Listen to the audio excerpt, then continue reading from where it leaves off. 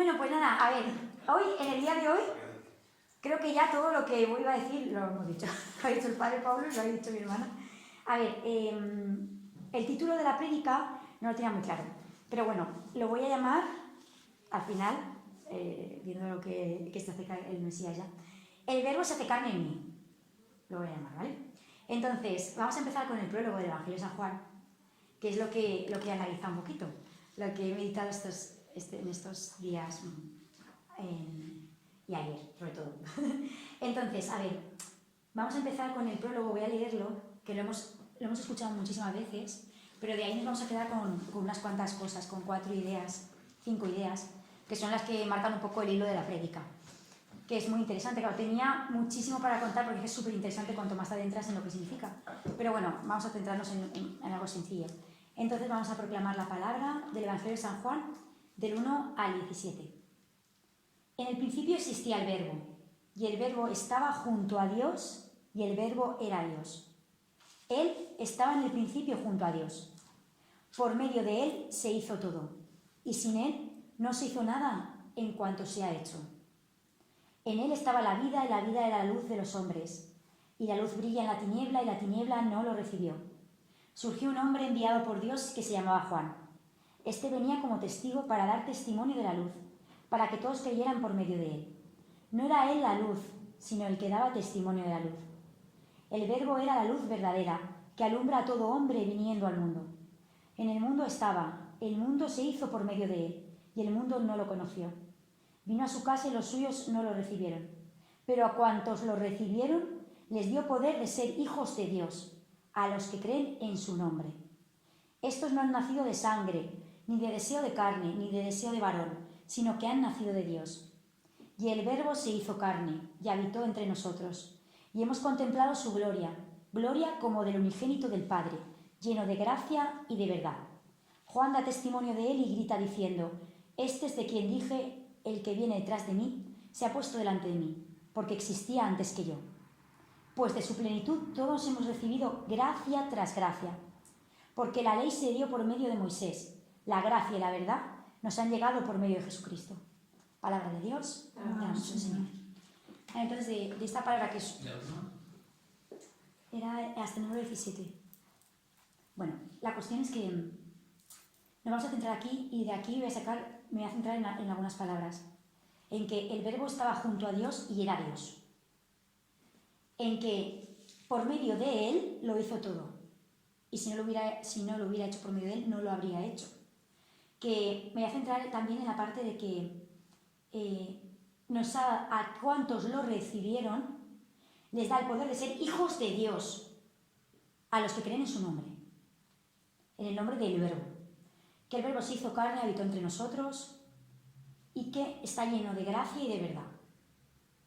Y ya por último me centraré también en que de esa plenitud del Verbo hemos recibido gracia tras gracia.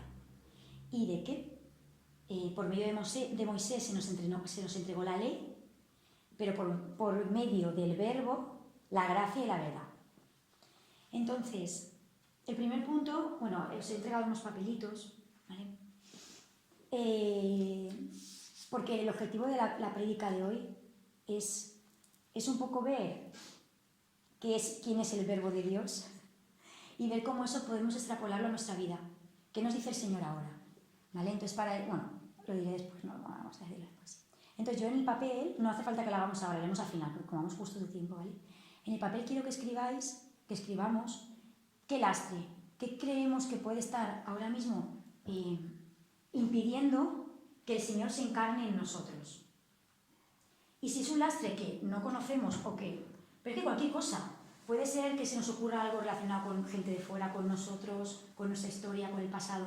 Porque hoy el Señor nos lo ha dicho, y a mí me lo va diciendo todo el tiempo que estoy preparando esta prédica, que el Señor viene a sanarnos. Viene a salvarnos, pero también a sanarnos, porque Él nos quiere sanos. Entonces es muy importante que esto lo tengamos en cuenta. Si no tenemos nada claro, el Señor nos lo va a ir poniendo durante la prédica, ¿vale? Para la elaboración de la prédica he utilizado catecismo y palabra de Dios. Con lo cual, santos y palabra de Dios. Entonces, es muy interesante todo lo que el Señor nos puede decir. Y al final, uno de los papeles. El segundo papel lo utilizaremos también al final, ¿vale? Entonces, yo me planteaba 5 preguntas en relación con este Evangelio. Primero, las voy a decir y luego las voy a desarrollar un poquito. Yo pensaba, ¿cómo fue desde el origen? ¿El verbo se encarnó como fruto del azar? ¿O había un plan? Esa es la primera pregunta que yo me planteo. La segunda era, ¿quién se encarga? ¿Quién se encarna verdaderamente? Y entonces ponía, ¿no? El nombre sobre todo nombre. Luego la tercera era, ¿para qué se encarnó el verbo? ¿Por qué y para qué se encarnó? ¿Había necesidad de que se encarnara? El cuarto era, ¿cómo se encarnó? Y el 5, ¿dónde se encarna? ¿Vale? Entonces, bueno, voy a empezar por el principio y ya está. Entonces, desde el origen, ¿no? La cuestión es que Dios, en su infinita bondad y sabiduría, se comunicaba con el hombre. Él tenía, bueno, porque quería que el hombre acogiera la revelación de sí mismo, una revelación sobrenatural. Para ello vemos una serie de etapas en lo que es la evolución de cómo el hombre fue conociendo a Dios y de cómo Dios se hizo conocer en el hombre. Entonces, empezamos por Adán y Eva, por el principio. Dios creó, para que Adán y Eva pudieran conocerle, creó un mundo, creó un montón de cosas que puso a su servicio. Y así fue conociendo. Pero los invitó sobre todo a unirse íntimamente con Él. Recordáis en el Génesis que Dios andaba con ellos, hablaba con ellos, paseaba con ellos en el jardín. Tenía una relación de estrecha intimidad. Pero ¿qué pasa? Que con el pecado, el deseo de Dios de seguir dándose a conocer no se interrumpió. Él siguió con nuestros primeros padres. Y ahí tenemos, pues bueno, no vamos a meternos aquí porque si no hay muchísimo, ¿no? Lo que está claro es que desde Adán y Eva, los primeros padres y los profetas, el Señor siempre nos ha alentado en la esperanza, en tener ilusión y esperanza de que nos va a poder salvar, de que llegará un día en que podamos unirnos a Él de nuevo. Entonces Él siempre ha cuidado del género humano. Después de la etapa de los patriarcas y que Dios los liberara de la esclavitud en Egipto, estableció con Él la alianza del Sinaí. Le dio la ley a Moisés, que es de lo que hablaba el prólogo. Llegó la ley. Y con ella llegó también el que las personas justas pudieran confiar en que lo que decía el Señor se cumple, en que verdaderamente la palabra dada del Señor era la esperanza que un día se iba a encarnar y que un día iba a venir a salvarnos. Por los profetas, además, el Señor lo repitió encarecidamente. Era la alianza que además Él grabó en nuestro corazón. Entonces, viendo el pueblo de Israel, porque yo tenía mucho apuntado sobre el pueblo de Israel porque es súper interesante. Claro, nosotros somos ese pequeño resto, somos el pueblo de Israel, somos Sion, como cantábamos en la canción.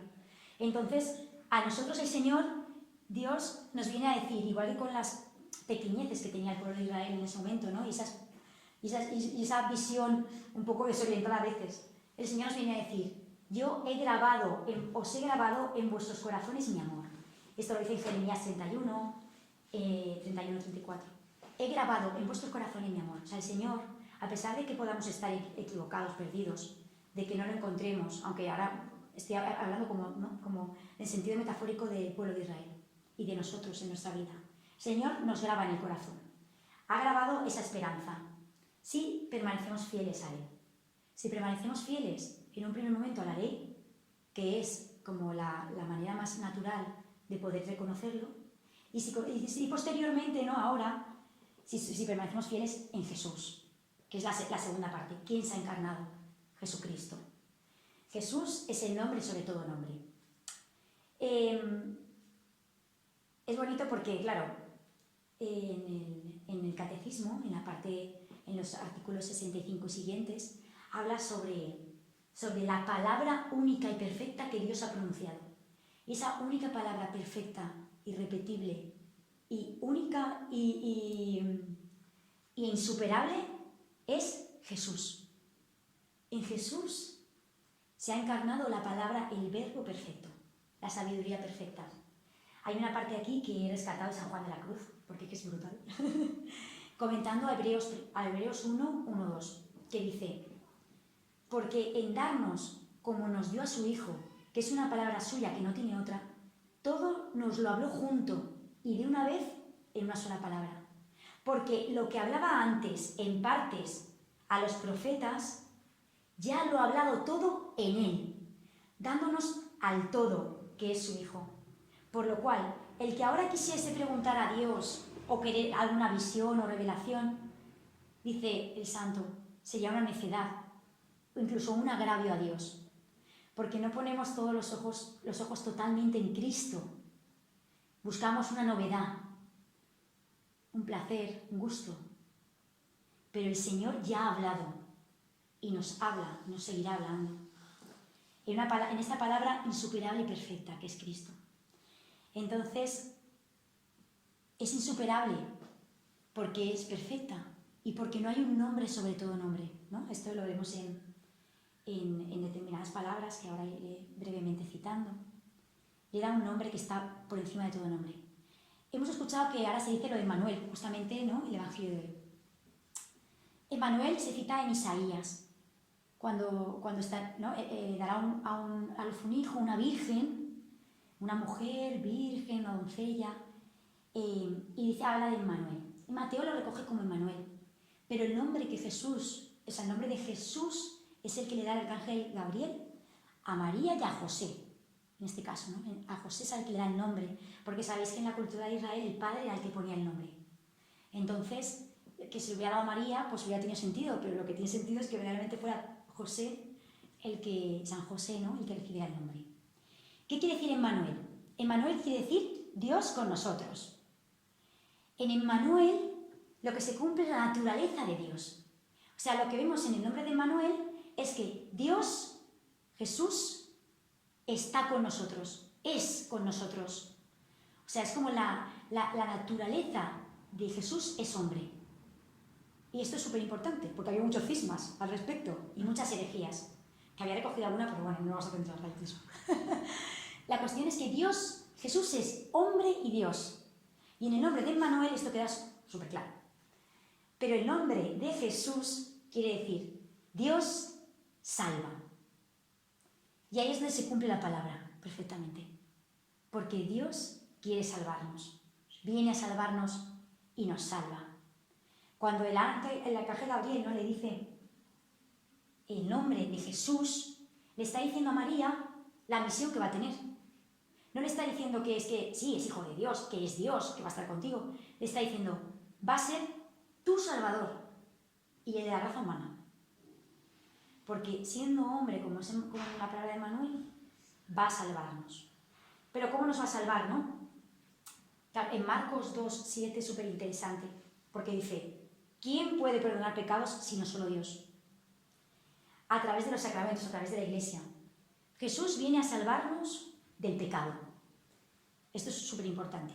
No solamente es que venga, ¿no?, a que podamos reconocer su amor, a intimar con Él, que eso es todo lo que tenemos que hacer, sino que viene a salvarnos del pecado. Porque solamente aquel a quien se le ha ofendido puede perdonar. Y como el pecado ofende directamente a Dios, Dios tuvo que decir su palabra perfecta, insuperable y única, que es Jesucristo, Jesús. Y al decir su palabra de Jesús, el Verbo se encarnó y por eso vamos a poder salvarnos a través de Él. Entonces esto es muy interesante en la historia de salvación y en nuestra propia historia. Vemos cómo el Señor nos contenta con liberarnos de la servidumbre, de la esclavitud. Si verdaderamente el pecado fue una cosa que pudiéramos nosotros en nuestra casa decir, ay Señor, perdóname, qué pecado, voy a dejarlo en la condición perfecta aparte, ¿vale? Porque eso vamos a suponer que es difícil, ¿vale? La cuestión es que si fuera así, no tendría que haber venido a salvarnos. Con rescatarnos de la esclavitud ya es suficiente, porque ya lo demás nos hubiera mostrado cómo se ama, pero tú querías salvarnos, porque el pecado se introdujo en el mundo, a través de nuestros primeros padres. Y eso ya es una lacra que fue acompañándonos y nos acompaña a toda la humanidad caída. Entonces, ¿quién puede perdonar los pecados, no? Esa es la gran pregunta. Él ha venido a eso. Viene a salvarnos porque Él viene a por todo nuestro ser completo, no solo por una parte. Esto es súper interesante. Porque claro, somos un ser íntegro, en cuerpo, alma y espíritu. Y Él viene a por todo nuestro ser. No viene a salvarnos solo el cuerpo, por eso el Señor viene a sanarnos, claro que sí, pero viene a por nuestra alma y a por nuestro espíritu también. Y quiere que seamos hombres y mujeres libres. Entonces, vemos que solo en el nombre de Jesús está la auténtica salvación. Ya no solamente en el Evangelio de San Juan, en 3:18, en Hechos de los Apóstoles 2:21, y rescatamos aquí Hechos de los Apóstoles 4:12, cuando dice, no hay bajo el cielo otro nombre dado a los hombres por el que nosotros debamos salvarnos. que el nombre de Jesús. El nombre de Jesús es Dios Salvador. Esto es súper importante, porque se cumple la palabra de Dios en este nombre también. Porque vemos en el Levítico cómo el sumo sacerdote solo llamaba a Dios Padre, a Yahvé. Solo le llamaba Dios Salvador una vez al año, que era el momento de la expiación de los pecados de Israel. Era solo una vez al año cuando él entraba al Santo Santorum, al Santo de los Santos, y asperjaba con la sangre del sacrificio. En ese momento en que él entraba al propiciatorio, con la sangre del sacrificio y lo aspersaba por todo el lugar, era el momento en que él llamaba a Dios Salvador. A Dios Padre no lo podían llamar Dios Salvador en otro momento del año judío. El propiciatorio, que es donde estaba el Santo Santorum, era el lugar más sagrado, porque era donde estaba la presencia de Dios. Por eso tenían que ser sacerdotes elegidos y preparados, bueno, ya lo sabemos mucho, ¿no? Y es muy interesante ver cómo cuando San Pablo nos dice, en Romanos 3:25, Dios lo exhibió como instrumento de propiciación por su propia sangre.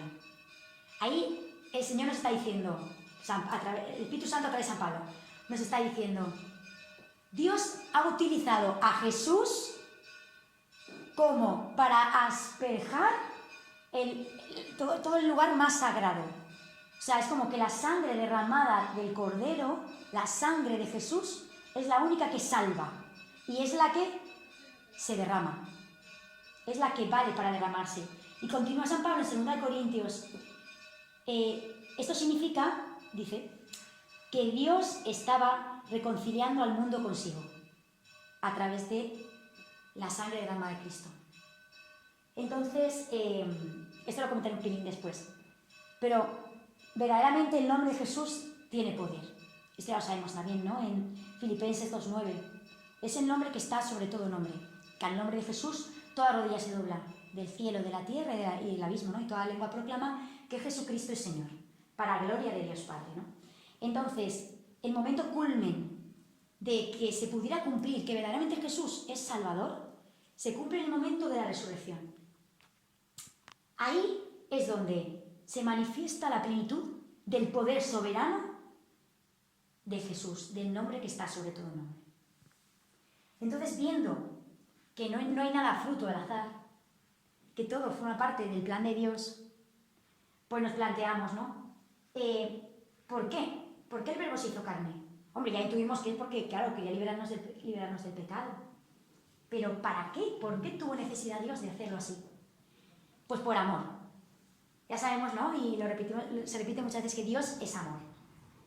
El Verbo, bueno, pues aquí utilizando, ¿no?, lo que se propone en el catecismo, analizamos por qué el Verbo se encarnó. Y propone, pues, varias cosas, ¿no? La primera, para salvarnos. Porque al reconciliarnos con Dios, Dios nos amó y nos envió a su Hijo como propiciación por nuestros pecados. En 1 Juan 4, versículo 10. El Padre envió a su Hijo para ser el Salvador del mundo. Él se manifestó para poder quitarnos los pecados. 1 Juan 3:5. Aquí dice San Gregorio de Nisa, una cosa súper interesante. Dice, nuestra naturaleza enferma exigía ser sanada. Desgarrada, ser restablecida. Muerta, ser resucitada. Habíamos perdido la posesión del bien. Era necesario que se nos devolviera. Encerrados en las tinieblas, hacía falta que nos llegara la luz. Estando cautivos, esperábamos un Salvador. Prisioneros, un socorro. Esclavos, un libertador. ¿No tenían importancia estos racionamientos? ¿No merecían conmover a Dios hasta el punto de hacerle bajar hasta nuestra naturaleza humana para visitarla, ya que la humanidad se encontraba en un estado tan miserable y tan desgraciado? Pues sí, Dios se conmovió y envió a su único Hijo. El Verbo, el segundo aspecto, ¿no? El Verbo se encarnó para que nosotros conociéramos el amor de Dios, cómo ama al Señor. ¿No? Dice, bueno, pues en esto se manifestó el amor que Dios nos tiene, en que envió al mundo a su Hijo único para que viviéramos por medio de Él. 1 Juan 4:9. Porque Dios amó tanto al mundo que dio a su Hijo único, para que todo el que crea en Él no muera, sino que tenga vida eterna. Juan 3:16. Hay una cosa aquí muy importante que lo unía con lo anterior. Jesús fue en el momento de su agonía y de su pasión donde completó la misión que tenía. y que se completó finalmente con la resurrección y luego con Pentecostés, pero ahora mismo, como humano, como hombre, se completó ahí, porque en el momento en que Jesús estaba clavado en la cruz, su corazón fue desgarrado. Y en el momento en que su corazón se desgarró, su sangre se derramó por amor. Fue traspasado por nuestros pecados y para nuestra salvación. Eso dice en Juan 19:34. Es considerado como Pío XII, en una encíclica que tiene, Haurietis Aquas, dice que es considerado como el principal indicador y símbolo de que aquel amor con el que el divino Redentor nos ama, en la sangre derramada por su Hijo en el costado. A pesar de mis pecados, de que me cuesta arrepentirme, de que me cuesta confesarme, Jesús, su corazón traspasado por amor, nos ha salvado, ha pagado el precio de nuestra salvación. Otro aspecto muy interesante de que por qué se encarnó el Verbo es para ser nuestro modelo de santidad. Y esto es muy fundamental. Aquí también, pues, si tenemos tiempo luego leeré algo de los estatutos también. Pues tomad sobre vosotros mi yugo y aprended de mí, que soy humilde y manso de corazón, en Mateo 11:29. Yo soy el camino, la verdad y la vida, nadie va al Padre si no es por mí. El Padre en el monte de la transfiguración nos ordenó, escuchadle. Sabéis que la palabra escuchar es obedecer también, escuchar y obedecer. Él es el modelo de las bienaventuranzas y de la ley nueva. El amor tiene como consecuencia la ofrenda efectiva de uno mismo. El poder ofrecernos hasta el extremo, como hizo él. Marcos 8:34. Y el Verbo se encarnó para hacernos partícipes de la naturaleza divina. Esto es algo pues, que ya sabéis, y lo repetimos a veces, ¿no? Que en todo este mundo de la nueva era está súper tergiversado. Porque el Señor sí nos llama a divinizarnos, pero nos llama a habitar dentro de nosotros. Como bautizados que somos, el Señor tiene que vivir dentro. Y eso es lo que... y estar en comunión con nosotros. El Verbo tiene que encarnarse. Si no, nuestra misión aquí está perdida. Si Jesús, que es nuestro Salvador, no puede salvarnos, nuestra misión se ha perdido. Se ha perdido lo que Él ha venido a hacer. Entonces, para que haya efectividad ahí, pues tenemos que estar abiertos a su acción. Primero estar bautizados. Claro, porque mis hijos, ayer cuando preguntaban, ¿no? Pero mamá, ¿cómo que todos no somos hijos de Dios? Bueno, somos hijos de Dios en Adán, en la naturaleza caída. Pero hijos de Dios somos los bautizados. Con lo cual es más acuciante el que tengamos que dirigirnos al mundo, ¿no? Y decir, oye, que la palabra ya está dicha. O sea, que es que Jesús ya ha venido. Y eso es lo que tenemos que decir. Y entonces, cuando nos bautizamos, vivimos como sagrarios, vacíos o llenos de la Santísima Trinidad. Es lo que tenemos que intentar, ¿no? Estar llenos de Él. Aquí yo quería leer, pero no sé si nos dará tiempo, un poquito más de tiempo, ¿no? Sí. Vamos a ver, yo quería leer algo de los estatutos de nuestra comunidad. Aunque quizá esta predica la escuchará más gente, ¿no? Tampoco es nada oculto. Vamos a ver, aquí me recordaba mucho cuando leía la parte esta a lo que habla sobre las características de un siervo. Es verdad que todos estamos llamados a ser siervos. No siervos de Cristo vivo quizá para algunas personas, pero para nosotros sí, ¿no? Y aquí dice, en los estatutos, en el artículo 3.3, que el siervo de Cristo vivo buscará recibir la plenitud del Espíritu Santo, si quiere ser llamado Hijo de Dios, y vivir el llamado de imitadores de Cristo. Por tanto, cada siervo tratará de llevar una profunda vida en el Espíritu, consciente de que la transformación nos viene por la acción del Espíritu Santo, Efesios 4, 22, 32, para llegar a ser presencia viva de Cristo en el mundo, Romanos 8, 29, 31 y otros. No vivo yo, sino que es Cristo que vive en mí, Gálatas 2, 20. Entonces, claro, esto a mí me llamaba mucho la atención. No estamos llamados a estar llenos del Espíritu Santo, que no se puede estar lleno un poquito o a mitad. O estamos llenos o no estamos llenos de la plenitud del Espíritu Santo. Estamos llamados a ser santos, a que el Señor vaya transformando nuestra vida. Sigue en el punto 3.3.2. De manera concreta, vivirá esa presencia del Espíritu Santo en su vida, integrando los distintos elementos de su vocación, de la misión, poniendo en práctica el fruto del Espíritu y ejerciendo los carismas que el Señor le ha regalado. Esto es lo que se habla también en el prólogo de San Juan, cuando se dice que con Jesús, con el Verbo encarnado, con el nombre que está todo nombre, llegó la verdad y la gracia. Y que la gracia, las gracias que podamos recibir serán a través de ser hijos de Dios y a través de su nombre. O sea que tenemos también la responsabilidad de pedir que el Señor nos dé las gracias necesarias para la misión que tenemos. Que eso es el ejercicio que vamos a hacer con posterioridad. Vamos a hacer este. Y entonces, bueno, pues siguiendo con esto, antes de que no me despistaré, ¿no? Es lo que tenemos que pedir, la gracia. Vamos a ver cómo se encarnó Jesús y vamos a ver también dónde se encarna. Y ver si nos queda esperanza o no, de verdad. Porque claro, yo leía esto y digo, joder, que todo en el papel es muy bonito, pero en la práctica, vamos a ver, ¿no? Fue concebido por gracia del Espíritu Santo, eso ya lo sabemos. Aquí no me voy a entretener mucho a pesar de que, evidentemente, en María, dice aquí una cosa preciosa en Gálatas 4:4, dice que se inaugura la plenitud de los tiempos. El tiempo completo, pleno, dichoso se inaugura con la Virgen María. Dice, Dios envió a su Hijo, Gálatas 4:4, pero para formarle un cuerpo quiso la libre cooperación de una criatura.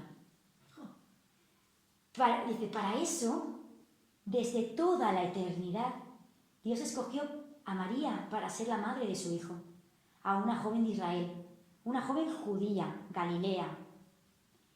Dice, a una virgen desposada con un hombre llamado José de la casa de David. El nombre de la virgen era María. Lucas 1, 26, 27. Esto es muy fuerte, ¿no? Porque en la Lumen Gentium es súper bonita.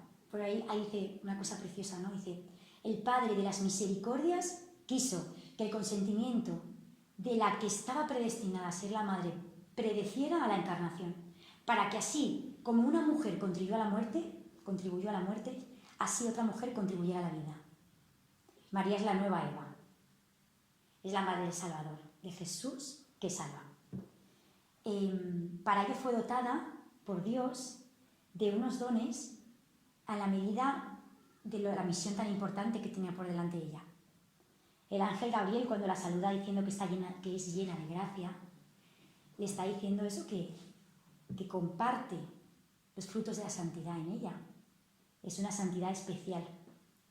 Y entonces dice, ¿no? Sigue diciendo el Catecismo en el 490, dice, en efecto, para poder dar el consentimiento libre de su fe al anuncio de su vocación, era precisa que ella estuviera totalmente conducida por la gracia de Dios. Esto, cuando yo lo meditaba, yo decía, Señor, yo quiero esto. Yo quiero que el Señor nos ayude a creernos que cuando estamos en gracia, todas nuestras decisiones, toda nuestra vida debería estar conducida por la gracia. Si hay algo que nos impide que nuestra vida esté conducida por la gracia, eso es lo que tenemos que orar para que el Señor lo quite. Esa es la cadena que nos tiene que quitar cuando Él quiera. Igual tenemos que vivir con las espinas, como San Pablo, pero nuestra misión tiene que ser orar por eso. Ser hombres y mujeres de oración. Ya no de oración como nos imaginamos arrodillados, que también, sino en el día a día. Hombres y mujeres en gracia de Dios. Entonces,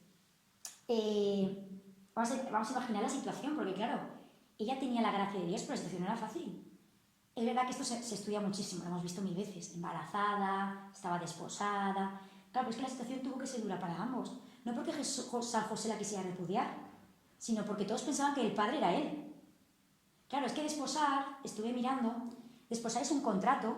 Para los judíos, el matrimonio tiene varias partes. Entonces, el desposorio es que ellos, ante sacerdote del templo, de su lugar donde viven, hacen un contrato, donde se paga dinero, incluso. Se paga dote, se paga dinero. Donde ellos ahí quedan desposados, es un contrato de desposorio. Entonces como que ya se pertenecen, pero aún no están viviendo juntos, aún no han concluido el rito matrimonial. O sea, es como que nadie puede ya, es como que Dios lo ha sellado, de hecho solamente cabe divorcio para los judíos en ese momento, pero todavía no ha habido consumación del matrimonio. Entonces claro, no solamente en la situación de María, que está embarazada y que la barriga incipiente se le empezaría a notar, claro. Es que José, todo el mundo lo tacharía de que ha roto el acuerdo y de que antes de llevársela a su casa la deja embarazada. suponiendo, claro, que ellos tendrían una vida de bien. Claro, eran personas del pueblo, las conocían, entonces, claro, ellos supondrían que habían sido entre ellos. O sea, que la vergüenza de José no era solamente que ella se había ido con otra, que es el dolor de corazón, sino que seguramente para el pueblo los repudiaron durante todo ese tiempo, hasta que ellos completaron el rito. Y seguramente mucha gente hasta después, porque eso era una cosa grave, hacer eso. Porque iban también en contra del sacerdote del lugar. Entonces, era un momento difícil, ¿no? Aquí el Señor me ponía una cosa que hago un pequeño paréntesis y luego sigo, que es que ellos constituyeron la primera comunidad, y eran tres. Bueno, la primera comunidad es Dios, Padre, Hijo y Espíritu Santo, 3 personas, un solo Dios. Pero ellos fueron la primera comunidad y eran 3 personas. Entonces, esto también nos alienta a que da igual el número, da igual que seamos 4, 5 o 200. Lo importante es ser fieles al Señor, en la prueba y en la no prueba, ¿no? Siempre.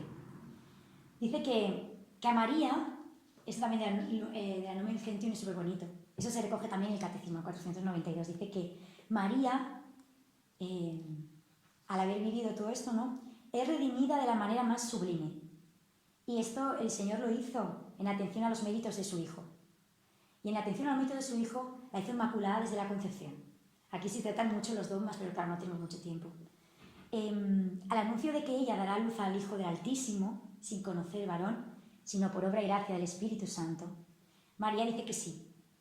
Pero dice que sí, no inocentemente o ignorantemente, como a veces la pintan, ¿no? Lo hace por obediencia a su fe. Porque ella rezaba como buena judía por la venida del Mesías. Porque ella sabía que el Padre aún no se había pronunciado. Los hebreos no sabían cuál era el nombre de Dios. No sabían cuál era su nombre. Sabían que se iba a llamar Emmanuel. Pero Dios no había hablado el verbo definitivo, no se había encarnado. Y entonces, por obediencia a su fe y porque ella estaba segura que verdaderamente no hay nada imposible para Dios. Así es que, como dice San Irineo, por su obediencia fue causa de la salvación propia y de todo género humano. Jesús es el único hijo de María. Aquí se analiza mucho.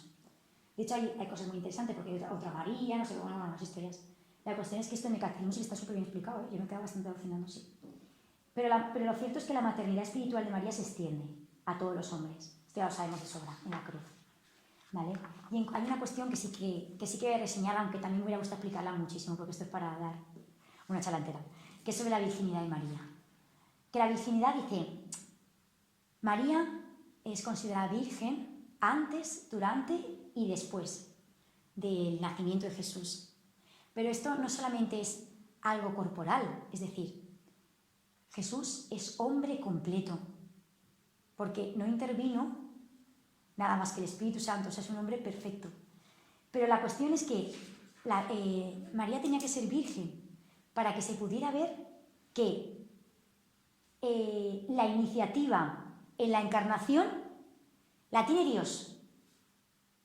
Él fue quien la deseó, quien la hizo y quien la concluyó, y quien la concluye en nuestras vidas. Es obra y gracia de Dios.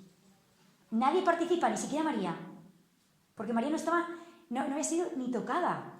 Con lo cual, todo en la encarnación de Cristo es iniciativa absoluta de Dios Padre. Solo de Él.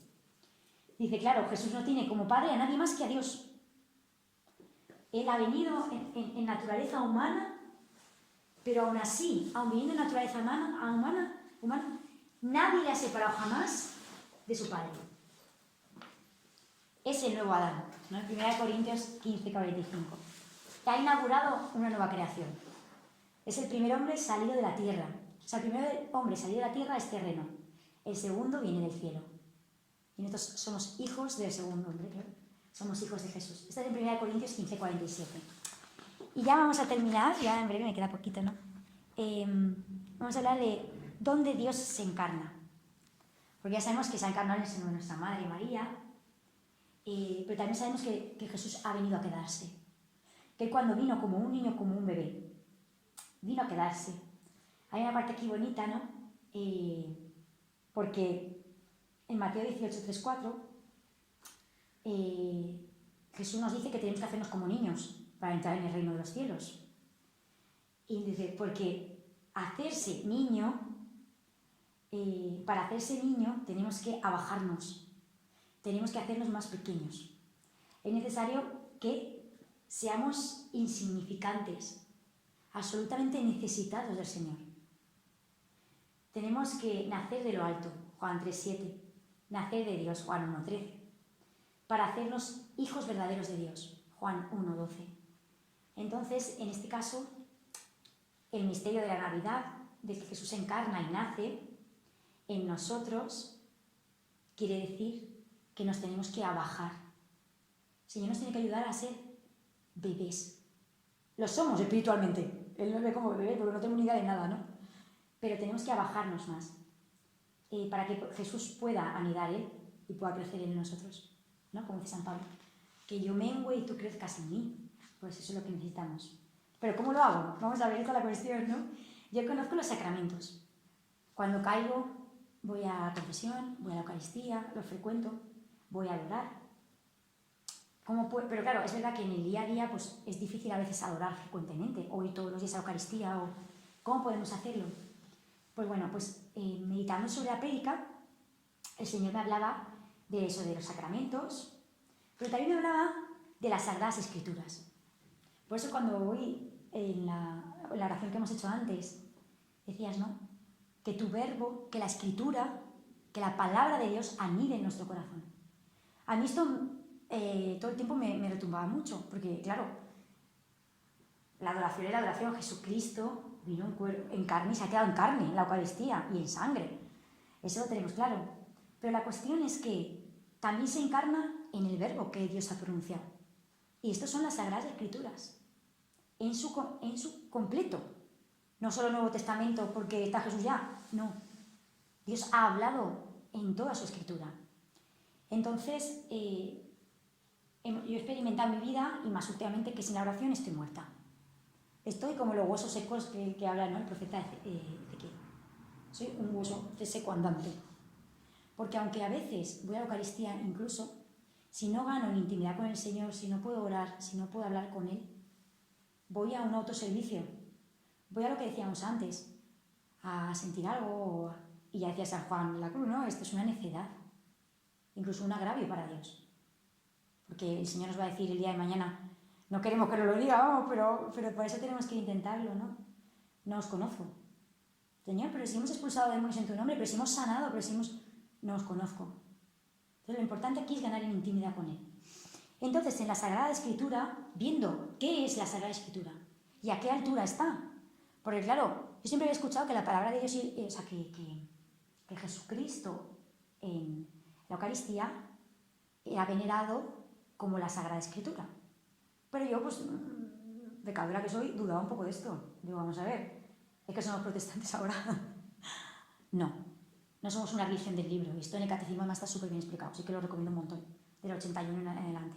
Dice, la Sagrada Escritura es la palabra de Dios, en cuanto escrita por inspiración del Espíritu Santo.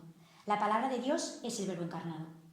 Como católicos que somos, deberíamos conocernos al dedillo las Sagradas Escrituras, pero siempre a la luz de la tradición, al magisterio de la Iglesia, siempre interpretado y transmitido conforme se reveló. Porque lo que nos asegura el hacerlo así es que fue en la Iglesia en quien Dios quiso depositar el conocimiento y en quien quiso depositar la confianza de su transmisión y de su custodia. Entonces, Dios, en su infinita bondad, se reveló a los hombres en palabras humanas. Es verdad que a veces pues, el don del Espíritu Santo de lenguas son palabras, sonidos inenarrables, ¿no?, como dice la Escritura, inefables. La cuestión es que el Señor nos habla en lo que entendemos, en nuestro propio idioma. Y entonces Cristo ha sido la única palabra que Él nos ha dado. Así es que para conocer quién es Jesús, además de conocerlo en su carne, en la Eucaristía y en su cuerpo, tenemos que acudir a la Escritura, que es donde se revela a cada uno de nosotros. Dice que la Iglesia ha venerado siempre las divinas Escrituras como también ha venerado el cuerpo del Señor. Esto es tradición de la Iglesia, magisterio. No cesa de presentar a los fieles el pan de vida que distribuye en la mesa de la palabra de Dios y del cuerpo de Cristo. Por eso nuestra Eucaristía tiene así la forma. Primero nos alimentamos con la palabra de Dios y luego nos alimentamos físicamente con el cuerpo de Cristo. Pero esto es importante, esto en la Constitución Dogmática del Verbum sobre la Divina Revelación, que es en el Catecismo donde está, ahí es donde esto se queda claro. Por lo tanto, en la Sagrada Escritura la Iglesia encuentra sin cesar el alimento y la fuerza. Aquí es donde tenemos que acudir nosotros. Dice, porque en ella no solamente vamos a recibir una palabra humana que nos pueda decir algo, es la palabra de Dios. Dice, en los libros sagrados, el Padre que está en el cielo sale amorosamente al encuentro de sus hijos para conversar con ellos. Esa es súper bonita, la encíclica esta, ¿no? De Verbum, Dei Verbum. Y ahí habla de esto, ¿no? De la palabra de Dios que sale a nuestro encuentro aquí mismo, en cada momento. O sea, tenemos que tener claro que es el Espíritu Santo el que ha inspirado a través de su Iglesia la interpretación también de esta palabra. No es una religión del libro, como decíamos, es la religión de la palabra de Dios. No, como decía San Bernardo de Claraval, no un verbo escrito y mudo, sino es el verbo de Dios encarnado y vivo. No, dice, las escrituras no tienen que quedar en letra muerta. Es preciso que Cristo, palabra eterna del Dios vivo, por el Espíritu Santo nos abra el espíritu a la inteligencia de las mismas.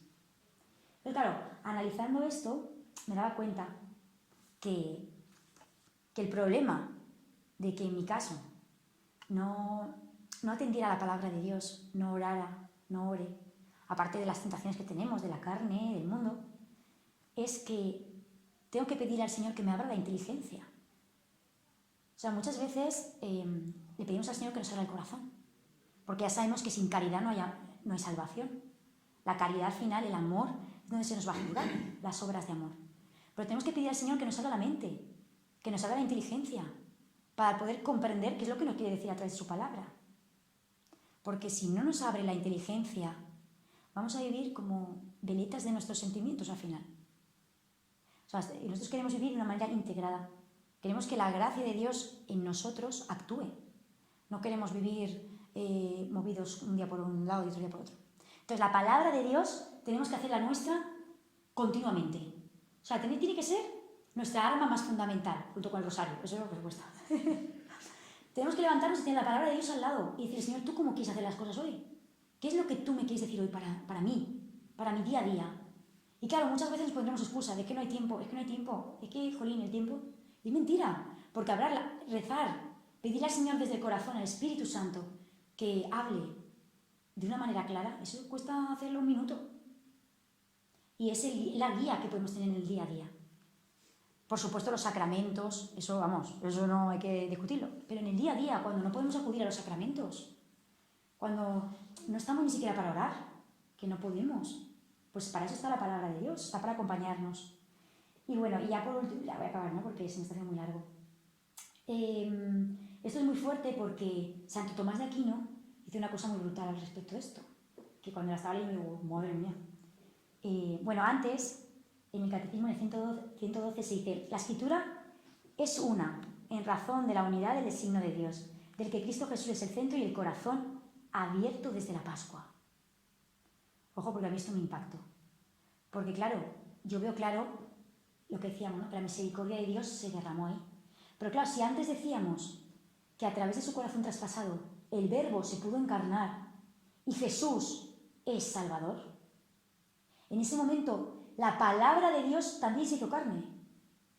Se hizo carne y no solo que se hiciera carne, es que Dios es tan bueno que nos la puso por escrito, en palabras divinas. Entonces, en ese momento, no solamente fue la misericordia de Dios que se derramó en los sacramentos que recibimos a partir de ese momento, sino que en ese momento la palabra de Dios se quedó hecha como si quedó perfecta, culminó, porque Dios habló su palabra definitiva, que era el verbo único. Entonces esto es muy fuerte porque Santo Tomás comenta, por el corazón de Cristo se comprende la Sagrada Escritura, la cual hace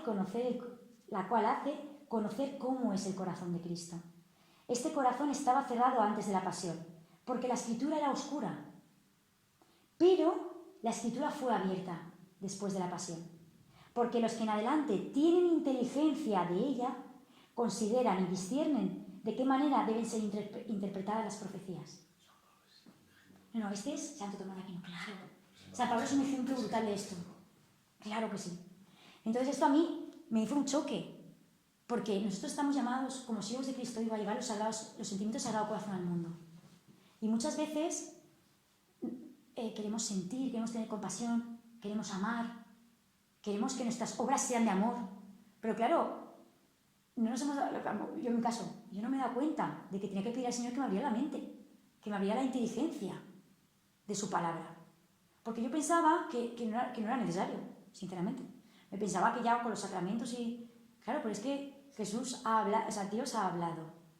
Y nos habla dándonos muchas herramientas para poder que le podamos escuchar. Nos habla en el sacramento, pero nos habla en la Sagrada Escritura. Y este ha sido para mí un descubrimiento total. La verdad es que, bueno, pues esto sí, eso lo vamos a dejar aquí. Lo único que yo ahora sí que quería que hiciéramos una pequeña... Vamos a pedirle al Señor, os daba dos folios, ¿no? No sé qué hora es, esto vamos muy mal de tiempo.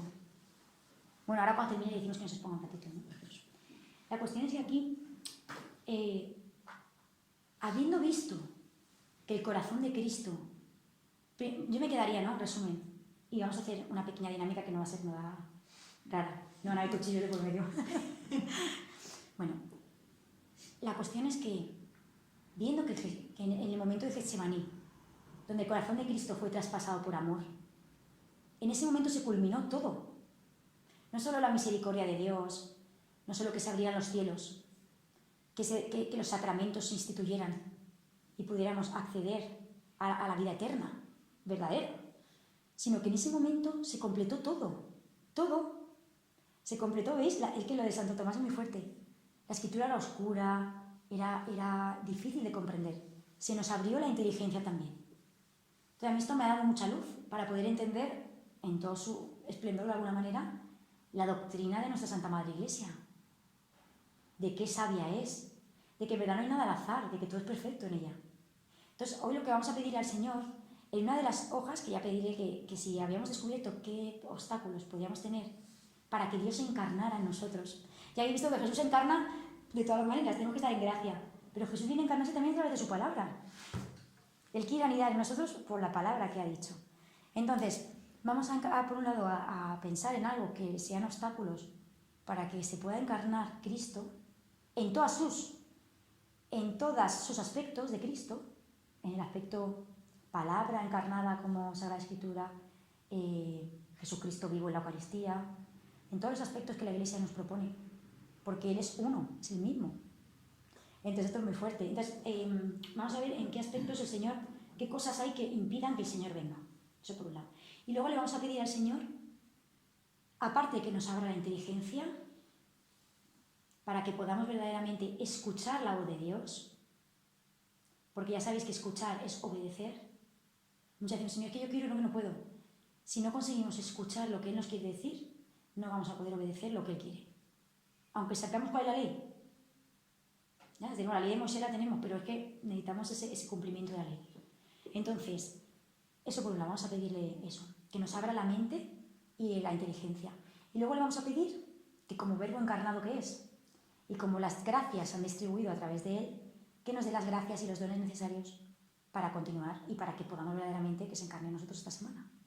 Durante esta semana lo que yo quería que propusiéramos era que estudiáramos la palabra de Dios en nuestra casa especialmente entronada, que le buscáramos un lugar especial para la palabra de Dios. Porque bueno, es Jesucristo, es el verbo, que es la única palabra que Dios ha hablado, es esa. Así que tenemos que darle un lugar especial, buscar un lugar y poder abrazarla, tocarla y estar cerca del Señor.